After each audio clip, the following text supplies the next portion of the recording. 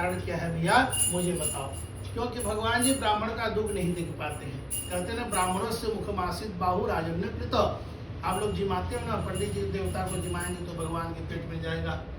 तो दुखी देख करके पूछने लगे।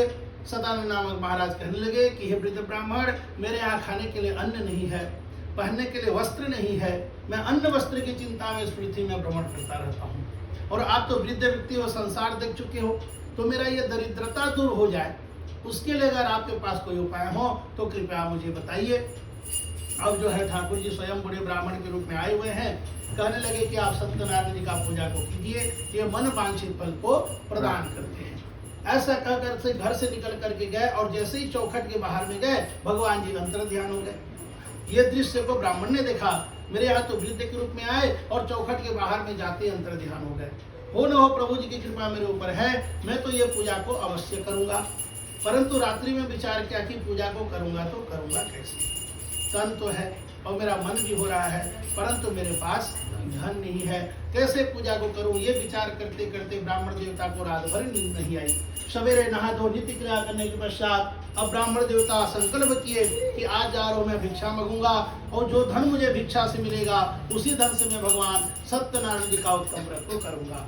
जाके कृपा राम की होई, तापर कृपा तरही सब।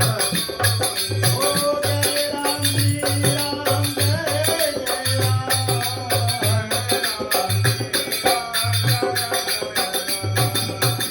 प्रभु जी की असीम कृपा से उस दिन ब्राह्मण देवता को भिक्षा में बहुत सा धन मिला। ब्राह्मण देवता प्रसन्न हुए, पूजन सामग्री लेकर के घर में आए और ठाकुर जी का विधिवत पूजन को किया। उस पूजन के प्रभाव से ब्राह्मण देवता यहाँ धन धान्य की वृद्धि होने लगा, नाना सुख को भोग किया। अब विचार किया कि भगवान जी की कृपा से तो मुझे सब कुछ मिल गया, अब मैं ऐसा करता हूँ, हर पूर्णिमा को मैं भगवान सत्यनारायण जी का व्रत करूंगा, कथा करूंगा। अगला पूर्णिमा आया, उसी ग्राम में एक वृद्ध व्यक्ति लकड़ी बेचते बेचते आया। जब उसे प्यास लगी तो देखा ये तो ब्राह्मण देवता का मकान है, यही मैं पानी पी लेता हूँ।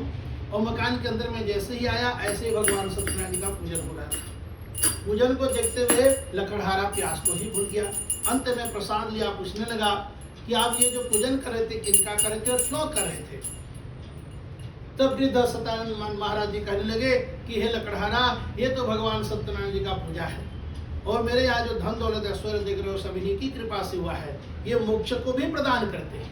अब लकड़हारा विचार किया, आज मुझे वृद्धा अवस्था को प्राप्त हुआ, अभी तक के मैंने तो कभी ठाकुर जी का पूजन पाठ किया नहीं और ये काया को मुक्ति दिलानी है। काया मुक्ति है तो मैं भगवान सत्यनारायण जी का उत्तम व्रत को अवश्य करूंगा। वहां लकड़ी अपने सिर पर रखा।